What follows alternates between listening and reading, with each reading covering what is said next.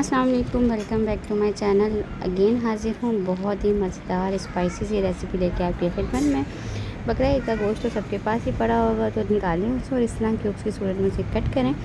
और छोटी छोटी सी या थोड़ी बड़ी चाहें तो आपकी मर्ज़ी है, बड़ी बोटियाँ बना लें। उसके बाद 2 टेबल स्पून लहसुन अदरक का पेस्ट, और उसके बाद जो है आप मसाला ऐड कर दें। इसके अंदर लाल मिर्च पाउडर, दैन इसके अंदर ऐड करें धनिया पाउडर, दैन हम ऐड करेंगे इसके अंदर नमक हस्ब जायका। इसके अलावा दही जाएगी 2 से 3 टेबल स्पून के करीब।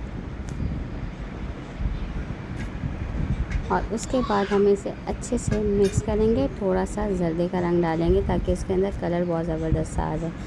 हाथ की मदद से, स्पैचुला की मदद से, जिसमें आपको कन्वीनियंट लगे उस तरह से मिक्स करें और इसको मैरिनेट कर लें।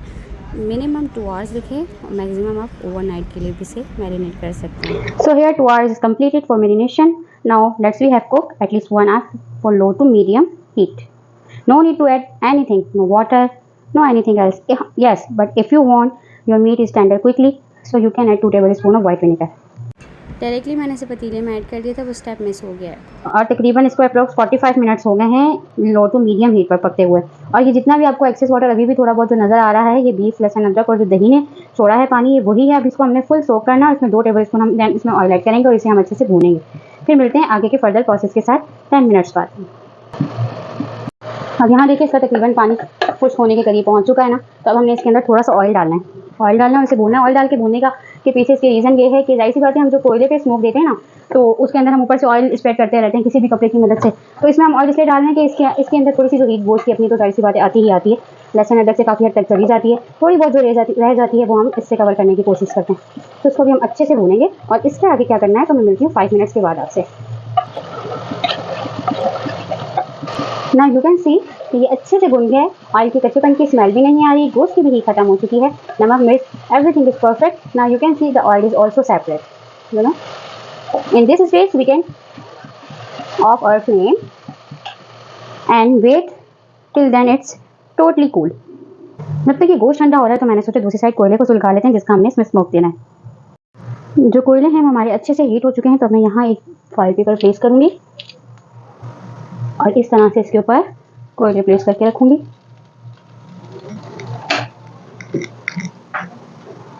एंड यहाँ हमें ज़रूरत है एक एक ड्रॉप हम बस इस कोयलों पे टपकाएंगे और इसे किसी किचन टॉवल की मदद से ढक कर रख देंगे कि इसमें अच्छे से स्मोक आ। ठीक, यहाँ हमारे टिक्का की जो हमने बोटी बनाई है इसको स्मोक आ चुका है। तो लेकिन आप लोग चाहें तो आप ऐसे भी इसको सर्व कर सकते हैं, लेकिन मैंने जिस तरह से सर्व करना है वो मैं भी आपको बताती हूँ। थोड़ा सा हमारा जो ये गोश्त है मज़ीद ठंडा हो जाए।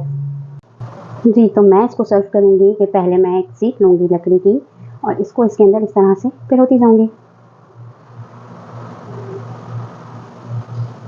तकरीबन 5 to 6 जो है मैं इसके अंदर क्यूब्स ले लूँगी मीट की।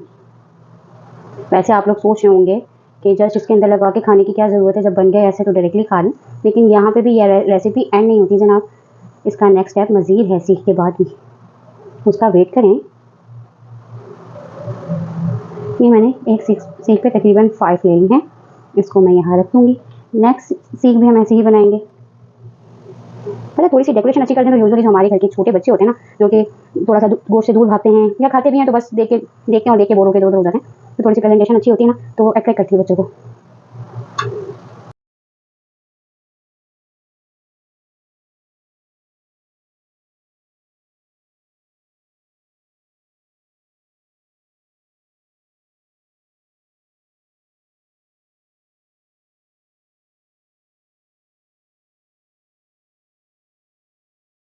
तो चलें इसका आगे का प्रोसीजर मैं आपको बताती हूँ।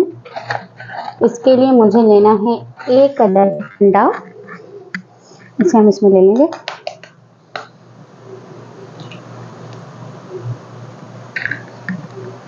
एक घुट बराबर लेंगे हम इसमें दूध। थोड़ी सी इस पर हम ब्लैक पेपर स्प्रिंकल करेंगे और इसे अच्छे से फेंटेंगे। जब तक हमारा ऑयल हीट होता है हम इसे फेंट लेते हैं।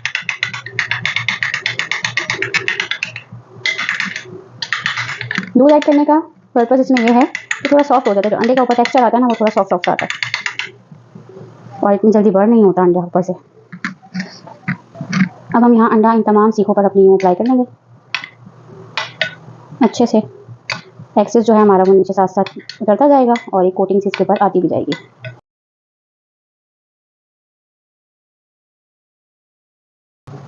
यहाँ हम सब स्टिक्स को एक एक करके फ्राई करेंगे। गोश्त तो हमारा पका हुआ है तो इसे हमें ज़्यादा देर पकाने की ज़रूरत नहीं, जब तक कि बस अंडा ऊपर से जो है वो हमारा पक ना जाए। इसे ज़्यादा नहीं, बस हल्की सी इसको शेप देनी है।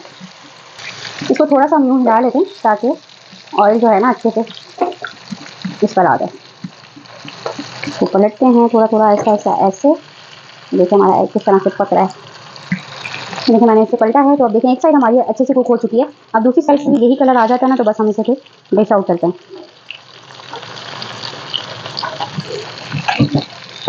ना ये दोनों साइड से बहुत अच्छे से बन चुका है तो अब इसे हम सर्व कर दें।